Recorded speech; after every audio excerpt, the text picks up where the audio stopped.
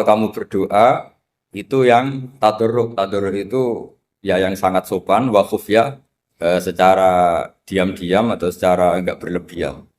Terus terusannya ayat innahu la yuhibbul mu'tadin. Allah itu tidak suka orang yang melewati batas. Itu termasuk melewati batas dalam doa karena ada unsur mendikte Allah. Saya memberi contoh tadi. Misalnya kita sebagai cowok berdoa ya Allah saya ingin punya istri cantik, sholihah, nasabnya baik, gak pernah cerewet, gak pernah apa. Itu kan nanti nyarinya juga susah. Nanti kalau Allah menjabatkan itu adanya di surga, ning donya ora payu rabi, kira-kira. Nah itu sudah berlebihan. Terus kalau ada ulama mengatakan doa itu mukhul ibadah. Itu maksudnya gini.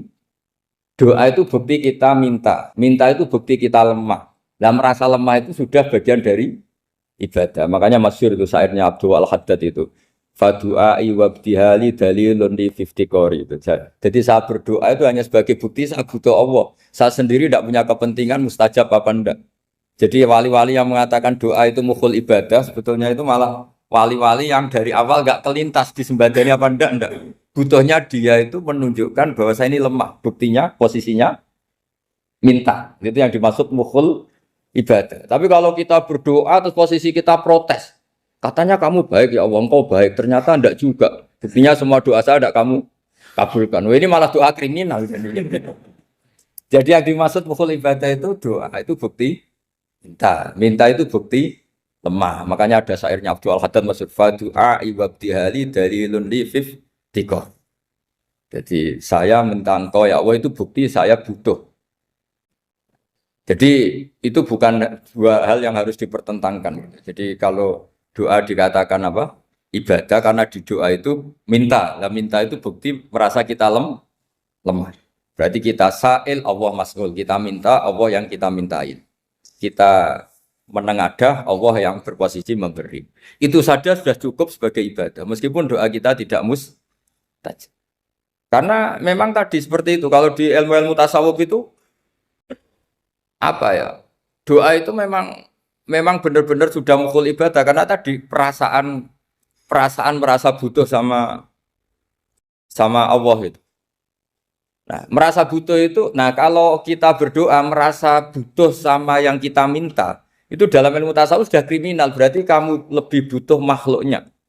Misalnya begini ya, saya ingin punya rumah bagus, terus setelah punya rumah kredit saya utangnya banyak. Sebetulnya saya itu tidak pernah ingat Allah, gara-gara utang banyak, kredit jatuh tempo, terus melibatkan Allah. Ya Allah saya ini utang banyak, ini, terus tolong dibayar. Sebetulnya saya itu ingat utang. Cuma Allah tak libatkan kan. Lah itu tidak akan jadi wali. Yang jenis ini tidak akan jadi wali. Saya ingin jadi dosen. Melibatkan siapa ya nanya? Melibatkan Allah terus malam-malam bangun melibatkan Allah. Itu artinya apa? Kamu itu lebih ingin yang kamu minta ketimbang ingin Allah. Kalau wali itu enggak gitu, kangen Allah. Terus tahu Allah itu zat pemberi, karena tahu Allah zat pemberi terus minta. Maka yang dikangen itu ya Allahnya dulu. Kalau kita kan enggak punya kasus dulu, punya keinginan banyak dulu. Baru ingat siapa yang bisa ya. Oh Allah.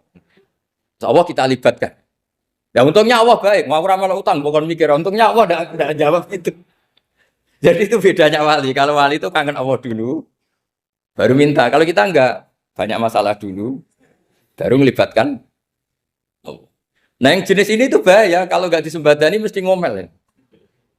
Gusti katanya kalau yang minta kamu kabulkan, ternyata ini enggak. Nanti kalau Allah jawab, kamu itu tidak kangen saya, kamu itu kangen uang, kangen perempuan cantik yang kamu inginkan. Terus kamu melibatkan saya. Urusannya apa saya dengan itu, Pak? Makanya tidak usah nuntut karena awalnya sudah salah. Ya saya kira itu ya. Jadi ada ayat apa? Ud'u rabbakum tadarru'aw wa khufyah, terusannya apa? Innahu la yuhibbul mu'tadin. Itu di semua tafsir dikatakan Allah gak suka orang yang berlebihan dalam doa.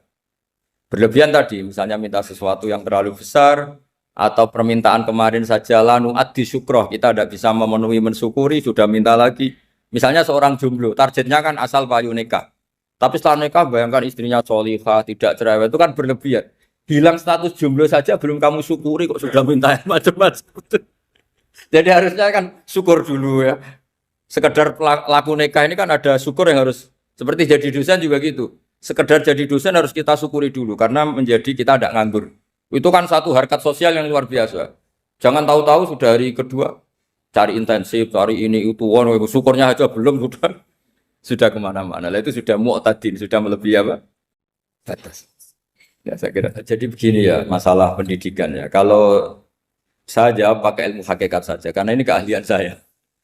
Sebetulnya begini ya, kalau misalnya itu ya subjektif juga, misalnya bilang rata-rata alumni pondok ini sukses, alumni kampus ini sukses, yang ini tidak sukses, itu satu pasti subjektif. Karena biasanya yang diterkenalkan ya yang sukses-sukses. Sama saya punya tetangga dari pondok yang Anda sebut itu kebetulan tidak sukses semua. Itu jantogo saya sampai ngeluh.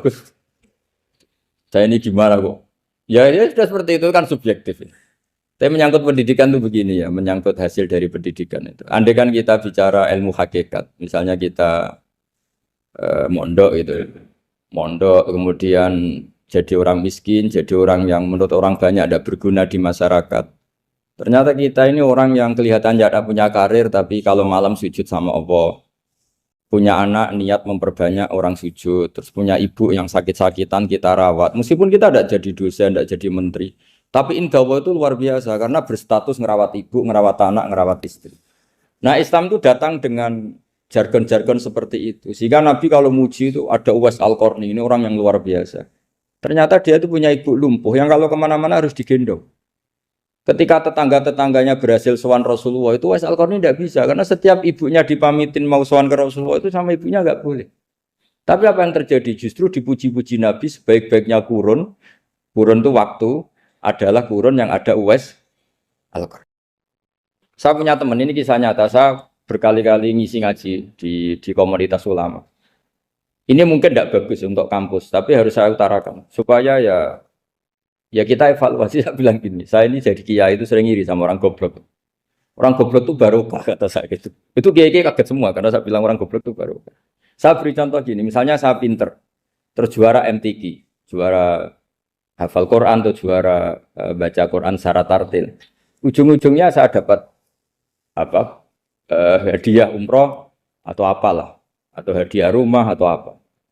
Pertanyaannya adalah mendapat. Saya ulang lagi, mendapat.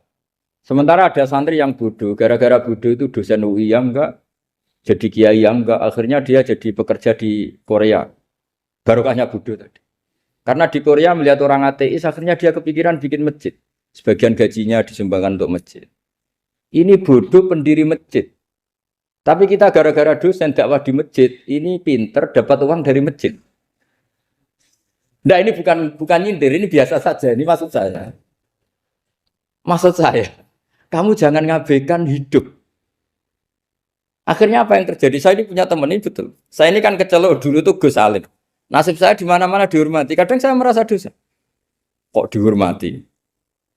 Saya punya teman, dulu gobloknya minta ampun sekolah, sekelas maksudnya. Gobloknya, soalnya gobloknya harus disepakati. Sudah. Iya, goblok mujma'alah kira-kira. Singkat cerita, dia itu hidup di pedalaman Kalimantan, sekitar tahun 92. Dulu kan biasalah di dalam hutan itu pasti ada penebangan hutan macam. Dia ada bosnya, yang jelas dia ada bosnya. Saya yakin juga agak kriminal. Karena dia tidak yang illegal logging. Pokoknya ditakdir dia hidup di tengah hutan. Ikut orang. Setelah itu dulu nggak ada HP, sering kirim surat ke saya, Gus, saya ini hidup di tengah hutan, tapi saya ini Muslim pernah mondok, kalau nggak bikin sumpah itu nggak enak, bikinlah dia Jumatan. Nah karena dia pernah ngaji fikih Syafi'i, kalau Jumatan nggak ada orang 40 itu harusnya zuhur tidak Jumatan. Tapi orang yang kerja di situ tidak mau. Wong dino Jumat kok zuhuran loh Pak. Kalau dino Jumat ya Jumatan ya. Tanya saya, Gus itu kalau ada kaulnya enggak supaya Jumatan ndak orang 40 sah. Singkat cerita dia lama-lama jadi pendiri masjid di situ. Dia punya sedikit gaji ya dipakai masjid, punya sedikit tanah diwakafkan untuk masjid. Artinya apa? Indawah ini banyak orang bodoh, ternyata di komunitasnya dia muassis, pendiri, pemberi.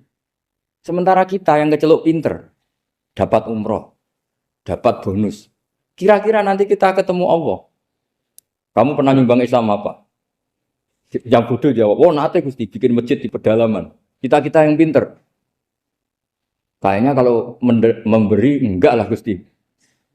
Reputasinya mendapat.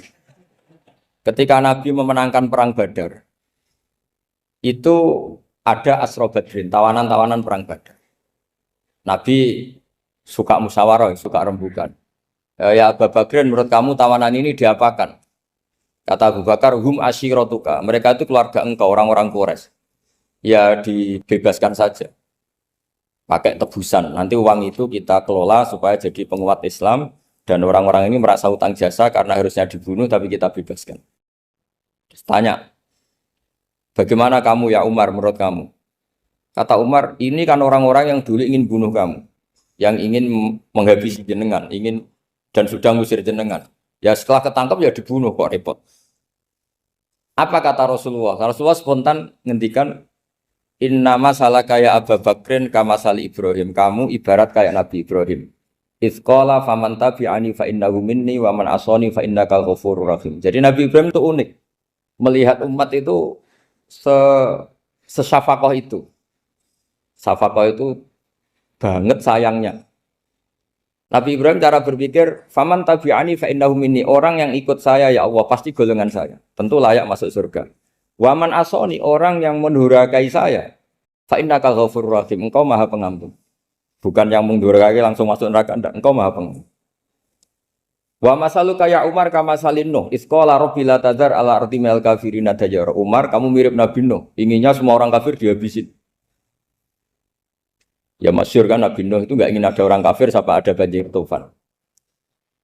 Nah kalau sampean tanya bedanya apa dengan garis keras sekarang? Bedanya ya beda sekali. Kalau Nabi Nuh benci sama orang kafir itu diserahkan yang punya. Sehingga yang punya yaitu Allah yang menghukum dengan banjir bandang. Tapi kalau kita kan kadang kita bertindak sendiri. Jadi potensi disalahkan. Yang jelas dalam hadis-hadis sahih, Nabi Nuh itu tidak bisa mensyafaati karena itu. Ketika diminta ini hadis sahih bukan ada di Bukhari, ada di Muslim. Karena biasanya kalau di kota itu ditanya ini sahih enggak? Untungnya yang tanya kadang enggak paham, ini alhamdulillahnya jadi wah repot. Nabi Nuh itu diantara sebabnya enggak bisa mensyafaati adalah pernah corong Jawa maksudno kaume. Kalau dalam bahasa Arab itu da'a li Zaidin berarti mendoakan positif. Kalau da'a la Zaidin mendoakan negatif. Kalau orang Jawa itu ada doa, ada pasot. Nabi Nuh adalah orang yang pernah maksudkan kaumnya. Nah, saya cerita sedikit tentang Nabi Nuh dan Nabi Ibrahim. Nabi Ibrahim dianggap tadi cerminannya Abu Bakar, dianggap niru Ibrahim, cerminannya Umar, dianggap niru Nabi siapa? Nabi Nuh. Lalu kalau sampean tanya, bedanya gimana? Begini logikanya. Kita mengkaji secara akademik begini. Ada ulama besar, namanya Abdul Hasan Asyadzili, itu masyhur di Indonesia menjadi Thariqah Asyadziliyah. Terus ada seorang muridnya minta gini, ya Abdul Hasan Asyadzili, tolong saya dikasih ijazah supaya saya tidak pernah maksiat di bumi ini. Karena saya takut sama Allah, kalau saya maksiat itu merasa tidak nyaman dengan Allah. Abdul Hasan Asyadzili ini malah marah besar. Atuhibbu alla tadhhara maghfiratu. Kalau kamu tidak pernah maksiat, berarti kamu suka maghfirahnya Allah Ta'ala itu tidak kelihatan. Karena tidak ada yang maksiat. Tapi bukan dukung kamu yang tidak ada. Ini cerita ilmiah. Tapi kalau Said Abdul Al-Haddad, itu kebalikannya. Ada orang fasik gitu, hidup berkeliaran, mengganggu masyarakat, ganggu ketertiban agama. Ada kiai atau siapa gitu mendoakan supaya tobat atau dikasih panjang umur supaya nanti bisa tobat. Itu beliau, Said Abdul Al-Haddad marah besar. Man da'a li fasikin bil baqa faqad ahabba ayyusawahu fi ardi. Orang yang mendoakan orang fasik hidup berarti dia suka Allah dimaksiati di buminya. Jadi akhirnya jadi kutub besar, yang satu Sadziliyah, yang satu Haddadi. Kenapa ya? Karena tadi yang satu cerminan Nabi Isa, yang satu cerminan Nabi Yahya. Sebagaimana sabda Rasulullah tadi, ulama ummati ka anbiya'i bani Israil. Juga masyhur dalam aplikasi pengajaran juga gitu. Masyhur sekali dalam kitab-kitab diceritakan. Kalau Said Abdul Al-Haddad, kalau ada orang sowan itu, kamu ngaji sama siapa? Sama si A. Pernah nangis gak pas ngajar? Gak pernah. Udah enggak terus, enggak usah diterusin ngaji orang seperti itu. Hatinya atas ya. Wong ora iso nangis ya. Tapi kalau Abu Hasan Asadili kebalikan. Kamu ngaji sama siapa? Sama si A. Pernah tertawa enggak kalau ngaji? Enggak pernah. Udah, enggak usah ngaji sama orang itu. Orang enggak bisa syukur. Jadi jadi itu manhaj besar. Nah, akhirnya orang-orang kayak kita ini enggak jelas semua. Nangis ya bisa, syukur guyu ya bisa. Cuma celakanya kalau kita nangis karena tidak punya uang, kalau guyu karena punya uang, itu masalahnya. Tapi kalau wali-wali dulu enggak. Kalau senyum ya karena saking yakin rahmatnya Allah itu wasiat rahmatu. Kalau nangis ya karena takut azabnya Allah. Kalau kita kan enggak, sangat-sangat materialistik. Ini yang membedakan kita. Sebenarnya nangis dan senyum itu satu keharusan karena Allah punya madharul jalal. Ketika Allah dengan sifat keagungannya, maka kita ini cara Jawa serako bersenyum. Tapi Allah itu kadang sebagai madharul jamal. Adanya satu keasikan. Sehingga yang merengut itu yang salah. Makanya dalam ilmu tasawuf, kutub wali itu hanya dua. Allah dengan madharul jalal, dengan Allah yang madharul jamal. Contoh madharul jalal misalnya gini. Ketika Nabi Musa ingin melihat Allah, saking kangennya ingin melihat Allah, Rabbi arini anzur ilaik. Ya Allah, saya beri hak untuk melihat engkau. Allah dengan jalalnya gini, Allah itu qadim, superior. Tentu gak layak tersentuh barang hadis. Barang hadis itu makhluk. Sehingga ketika falam mata jalla rabbuhu lil jabali ja'alahu dakka wa kharra Musa sa'iqa. Sehingga enggak levelnya apapun hebatnya Nabi ini tetap makhluk. Sementara Allah itu qadim. Enggak kuat. Makhluk yang fana ini, yang profan ini enggak kuat. Enggak kuat menampung zat yang qadim, yang superior. Sehingga gunung pun hancur. Nabi Musa pingsan. Tapi ketika Allah dengan madharul jamal itu Allah dengan keindahannya, dengan kasih sayangnya, memberi hak makhluknya untuk melihat. Nah di sini ini Allah sering ngendikan wujuhu yauma idzin nadhirah ila rabbiha nadhirah. Nanti ada wajah-wajah yang di surga itu melihat saya kata. Tapi apakah betul melihat kayak saya melihat dosen, melihat Pak Rektor, melihat teman-teman itu tidak bisa. Karena Allah itu qadim, sehingga meskipun manusia ahlul jannah melihat Allah, tetap Allah ngendikan la tudrikuhul absar wa huwa yudrikul absar. Karena Allah di balik jamalnya ya punya jalal, di balik jalalnya juga punya jalal. Sehingga selalu di Quran itu diulang beberapa kali supaya proporsional.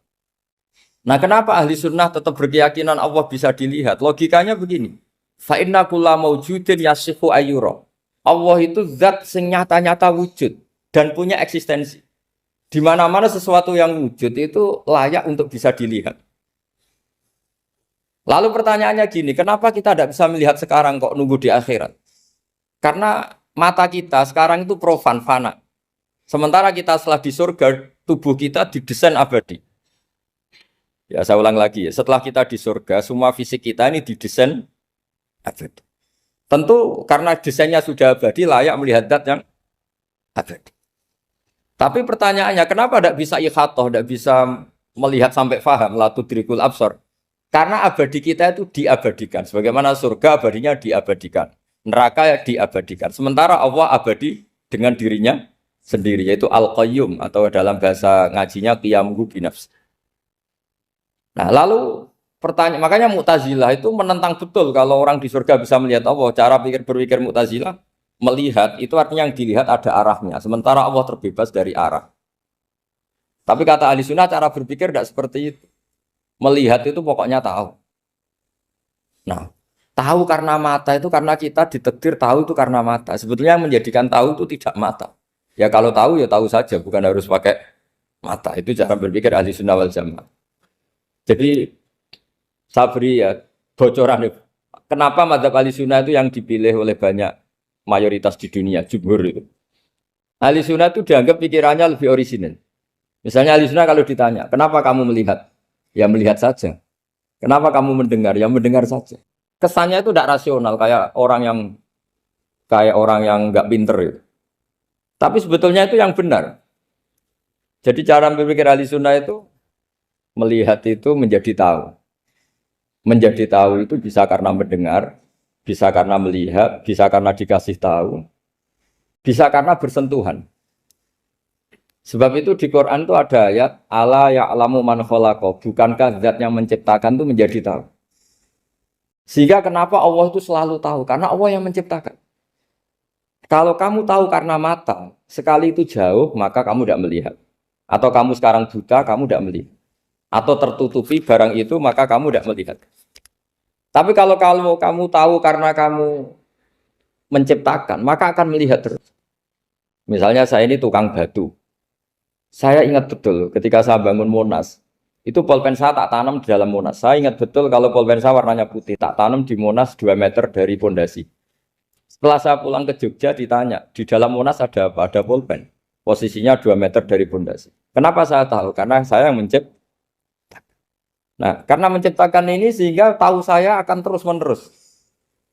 Tapi kalau tahu karena mata sekali barang itu tertutupi, nggak tahu. Misalnya saya tahu jenengan karena dekat sekali jenengan kemana-mana saya sudah tidak tahu. Tapi kalau saya menaruh sesuatu di tubuh Anda, sehingga kamu kemana-mana tetap tahu bahwa barang itu ada di tubuh.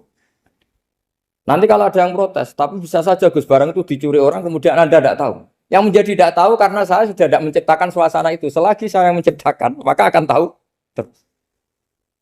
Nah, tapi karena Allah ini menciptakan semua yang ada di bumi, maka Allah tahu terus. Jika Allah tahu cara bikin kuman, terus tahu bahwa manusia itu punya kuman, kumannya punya organ, organnya juga punya kuman. Mesti gak kebayang. Kamu bayangkan kayak, makanya Allah itu kalau cerita sederhana, innallaha la yastahi ayyadriba mathalam ma ba'udatan fama fawqaha. Allah itu tidak malu bikin perumpamaan nyamuk, karena nyamuk itu lebih dahsyat timbang gajah. Para pematung itu disuruh bikin gajah masih mampu. Bikinkan patung gajah, mungkin masih sanggup.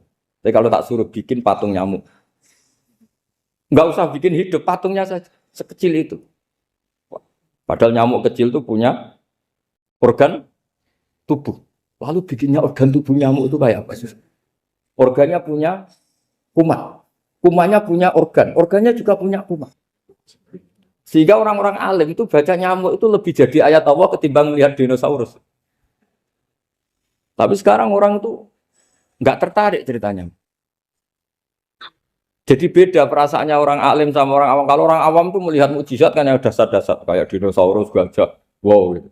Kalau orang alim nggak, malah melihat nyamuk. Kealiman seperti itu terjaga di umatnya Muhammad, di umatnya Rasulullah Muhammad SAW. Karena ketika umat ini nggak ditumbuhi para nabi, itu Allah menjamin Muhammad, ulama umatmu nanti punya kemampuan seperti nabi. Tentu tidak dalam keutamaan ya, keutamaan tentu nggak sekelas sama Nabi. Kenapa itu terjadi? Karena tadi para Nabi ini mewakili sekian. Kalau kita sangat mencintai Indonesia, maka kita akan tegas siapapun yang ingin menghancurkan Indonesia. Itu kira-kira cerminan Nabi Nuh. Kalau kita sangat mencintai Allah, maka kita akan benci sebenci-bencinya sama orang yang mendurhakai Allah. Tapi masalahnya, Allah yang kita cintai itu memaklumatkan diri kalau bersifat ghafur, pengampun. Jika kalau kita terlalu kasar, ini kan yang kita cintai bersifat ghafur kok kita kasar. Di sini Nabi Ibrahim. Beliau sangat mangkel sekali sama yang durhaka sama Allah. Tapi mau mangkel gimana? Zat yang mengajarkan itu bersifat ghafur. Maka kita mau tidak mau. Makanya ada riwayat mengatakan takhallaku bi akhlaqillah, kamu bertata krama kayak akhlaknya Allah. Akhirnya ya sudah, kita mau apa coba? Kira-kira kalau kamu mencintai seseorang, itu potensinya akan dua, protektif. Ada telepon, itu dari siapa? Cewek atau cowok? Protektif. Itu bukti cinta atau bukti suudon? Kan tidak tahu. Tapi misalnya kamu cinta perempuan terus, WA-an sama lelaki gak apa-apa, jalan sama lelaki gak apa-apa, sama masa lalunya pacarnya juga gak apa-apa. Itu cinta apa pembiaran? Kan sama-sama gak jelas.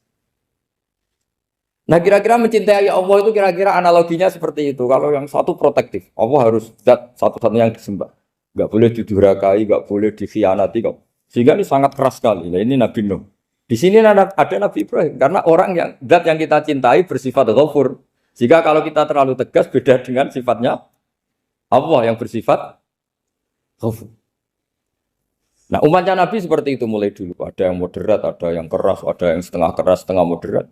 Ada yang ngambil sikap, oh udah mangan turu, ngenteni mati. Itu lebih baik itu timbang punya istihad tapi gak jelas, mendingan Itu ada riwayatnya, suatu saat ibadah akhir umatku terbaik adalah tidur. Maksudnya tidur itu gak ngambil sikap, masyhur itu. Saya beri riwayat yang ada di Bukhari Muslim. Satakunu fitanun. Al-qa'id fiha khairun nal qa'im wal qa'im fiha khairun nal masyi wal masyi fiha khairun nasai. Nanti di akhir zaman itu banyak fitnah. Kata Rasulullah, yang duduk lebih baik ketimbang yang berdiri. Yang berdiri lebih baik ketimbang yang jalan. Yang jalan biasa lebih baik ketimbang yang jalan bergegas. Man tasyarrafa laha tastasrifu. Fitnah itu adalah siapa yang terlibat maka akan semakin parah.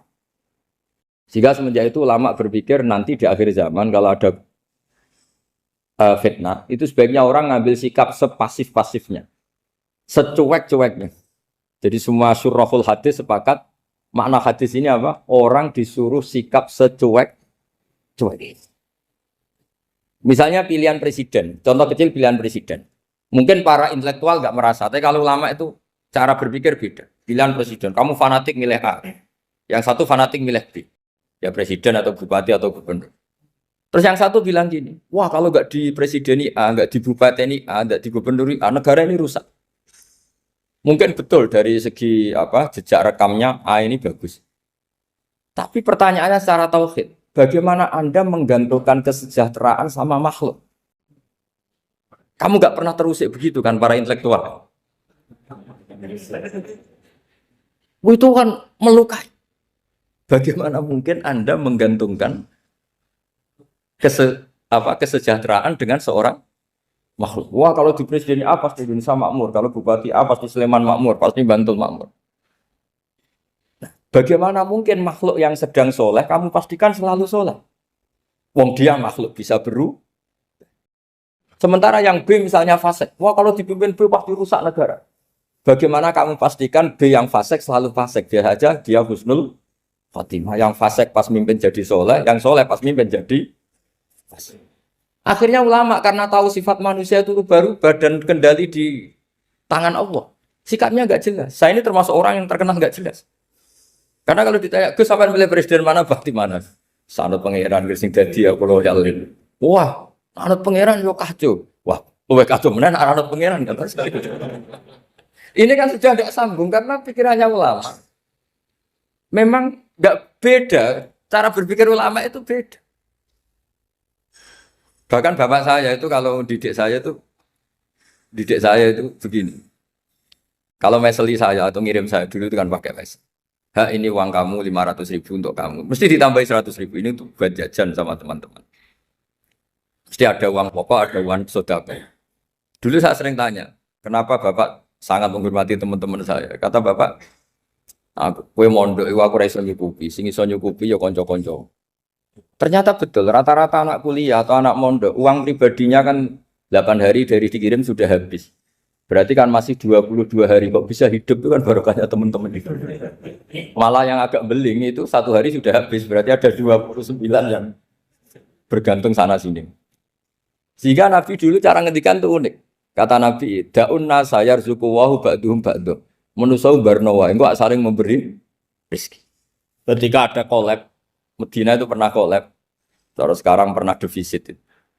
Beberapa pakar ekonomi datang ke Rasulullah, ya Rasulullah, sa'ir, tolong dikasih harga standar. Tapi apa jawabannya Nabi? La tusairu fa inna Allaha huwal musair. Kamu jangan kasih harga, Allah sendiri yang menentukan harga itu. Terus kata Nabi, kenapa engkau begitu ya Rasulullah? Ini negara harus ditentukan harga karena gini-gini. Kata Nabi, saya tidak ingin ketemu Allah dalam keadaan dolim. Tapi ini tentu di teori ilmu modern ini masalah. Tapi menurut orang modern. Tapi kalau menurut ilmu hakikat itu nggak akan masalah. Misalnya, kenapa Nabi tidak menentukan harga dalam keadaan negara seperti itu? Jawabannya pakar-pakar hakikat. Ya saya ulang lagi pakar-pakar hakikat. Begini, misalnya ada orang menimbun supaya nanti harganya mahal. Terus ditimbun terus sampai nunggu harganya mahal. Lama-lama dia sadar kalau timbunannya nggak ada gunanya karena ternyata orang nggak beli. Nah, ketika orang nggak punya kemampuan beli, yang menimbun juga tidak punya uang. Nah, tapi kalau sampean tanya, tapi Gus nak tuku barang pokok kan kita mati karena kehabisan stok. Itu masalah tauhid Anda. Bagaimana mungkin kamu bayangkan seorang makhluk tidak bisa hidup atau nggak dapat rezeki? Nabi itu orang yang sampai ke derajat hakikat dari tidak pernah bayangkan gitu. Salah sampean jadi orang yang tauhidnya masalah. Sehingga terus bayangkan, wah kalau negara ini kayak, wah kita makan apa? Kalau negara nggak stabil, wah kita gimana? Itu tidak bisa seperti itu. Dulu ketika kita dijajah Belanda, itu kiai-kiai kita, Mbah Hasyim Asy'ari, Mbah Ahmad Dahlan, mondoknya di Mekah. Sampai alim alama, dua beliau, Mbah Hasyim sama Mbah Ahmad Dahlan itu ngajinya sama-sama Syekh Khotib Minangkabau. Cuma Mbah Hasyim lebih menekuni ke Syekh Mahfud Termas, yang satu menekuni Syekh Khotib Minangkabau. Jadi dua beliau itu ngaji di guru yang sama. Mbah saya, buyut saya itu ya sudah mondok Mekah. Zaman dijajah Belanda. Sekarang kita agak dijajah, agak mondok di sana. Buyut saya itu zaman itu sudah haji. Buyut kelima saya. Itu dulu kalau ingin cari tempat yang teduh, itu masuk ke gua. Itu masuk gua itu hanya kepalanya saja. Kakinya masih di luar. Karena gua di Arab tidak seperti gua di sini. Kalau gua di sini kan orang bisa masuk semua. Kalau gua Arab kan hanya apa celah-celah batu-batu besar. Sehingga ketika Rasulullah hijrah ke Madinah, singgah di Gua Sur, kata Abu Bakar gimana? Andai kan ya, ada orang kafir di depan gua. Kata Abu Bakar gimana? Andai kan mereka melihat kakinya, pasti melihat kita. Karena gua di sana itu satu tubuh tidak bisa masuk penuh. Kalau gua di sini kan ada yang mobil saja bisa masuk. Nah itu bahasa saya kalau mau istirahat itu masuk gua, separuh badan di dalam gua, separuhnya masih di. Nah sekarang terus kita bilang, wah kalau kita negara tidak stabil, kita haji kemana dulu, zaman dijajah Belanda kita. Jadi yang berusaha terangkan di antara sifat dasar orang-orang baik adalah di mana saja, kapan saja itu memberi manfaat. Termasuk tentu saat paling sulit. Jadi Nabi Isa menceritakan dirinya itu wa ja'alani mubarakan nama kuntu, saya ditakdir Allah berada di mana saja memberi berkah, memberi kemanfaatan bagi orang lain. Ada beberapa cerita tentang Nabi Isa. Jadi perlu diketahui ada 3 nabi yang seperiode. Satu Ibrahim dan Nabi Lut. Ibrahim itu sama Nabi Lut itu pernah paman. Kedua Nabi Musa dan Harun. Sebetulnya yang jadi nabi itu Nabi Musa, tapi Nabi Musa karena alsak, lisannya Anda jelas, minta Nabi Harun, ya tentu minta kepada Allah supaya Nabi Harun jadikan nabi. Terus ketiga, Nabi Isa dan Yahya. Yahya bin Zakaria, terus Isa ini pernah keponakan Zakaria. Kira-kira kalau di Jawa ya misanan antara Yahya dan Jawa Isa. Jadi ada 3 nabi yang seperiode. Tapi yang paling berkompeten, yang sederajat kira-kira seperti itu hanya Isa dan Yahya. Karena Nabi Lut dan Nabi Ibrahim itu beda level. Karena Lut ini pernah keponakan, jadi hubungannya kira-kira yang murid dan guru. Terus Musa dan Harun itu juga nggak level, karena Nabi Harun ini jadinya Nabi itu atas permohonan Nabi Musa. Sehingga meskipun Harun itu kakaknya, tapi nggak berani bantah. Jadi Nabi Musa itu dalam cerita, beliau itu alsak. Alsak itu lesannya agak kedal. Tapi ini alsak yang barokah. Jadi dulu ceritanya Musa kecil karena dia seorang nabi, beliau seorang nabi. Itu kalau melihat Fir'aun itu mangkelnya bukan main. Padahal kecilnya dirawat Fir'aun. Singkat cerita mulai kecil sudah usil. Kalau melihat Fir'aun itu ya jenggotnya dipakai mainan. Pokoknya nakal. Lama-lama Fir'aun curiga, dasar orang Israel. Nabi Musa ini turunan Israel. Lama-lama Fir'aun itu yakin kalau itu sengaja. Akhirnya Fir'aun mau membunuh Musa. Terus kata istrinya Fir'aun, Musa itu masih anak kecil. Jadi seperti itu ya bawaan anak kecil, bukan bawaan kebencian terhadap orang Kipti, orang Mesir. Kalau dalam bahasa kitab kuno Mesir itu Egypt Al-Kipti, makanya disebut Maria Al-Kiptiyah. Kalau orang sekarang bilang Egypt itu bahasa kunonya Mesir itu Al-Kiptiyah. Nah, memang secara bahasa Arab Mesir itu nggak mungkin, bahasa Arabnya Mesir itu nggak mungkin karena Misro itu maknanya kota. Jadi kalau kamu bilang kamu kemana ke Misro, ke kota, lah ya kota mana? Ya kota Mesir itu bisa debat kusir. Jadi ya kayak kita lah, kita sekolah di mana? Di madrasah. Madrasah terjemahnya apa? Sekolah. Nah, kemudian oleh istrinya Fir'aun ya gini saja, buktikan kalau Musa itu masih anak kecil. Masyhur itu dalam cerita dikasih bara api sama apel. Sebenarnya Musa kecil ini sudah pinter mau milih apel. Sama malaikat Jibril diarahkan tangannya itu ngambil apa? Bara api terus dikunyah. Itu yang menyebabkan lisannya Musa itu alsak, agak pelak. Nah, ketika jadi rasul itu akan repot karena nanti harus pakai penerjemah. Jadi seorang rasul tapi lisannya tidak apa? Cakap. Akhirnya Nabi Musa realistis ngendikan ketika diutus wa akhi Harun wa afsahu minni lisanan fa arsilhu ma'iyarid ayyusaddiquni inni akhafu ayyukadzibun. Ya Allah, saudara saya Harun itu lisannya lebih fasih. Tolong jadikan dia rasul sebagai penguat saya. Akhirnya Allah mengabulkan doanya Nabi Musa, kemudian Harun dijadikan sebagai apa? Rasul. Sehingga meskipun satu angkatan, Harun dan Musa ini enggak level. Artinya enggak level itu ya Harun yang takut Musa. Terus ketiga ini Nabi Yahya dan Nabi Isa. Ini umurnya ya seangkatan, kecerdasannya, jadi nabinya sama-sama mulai kecil. Kita tahu Nabi Yahya termasuk yang diberi khitab Allah, ya Yahya khudil kitab bi quwwah wa atainahu hukma sobiyya. Yahya berpeganglah kitab secara kuat dan dia saya kasih kenabian ketika kecil.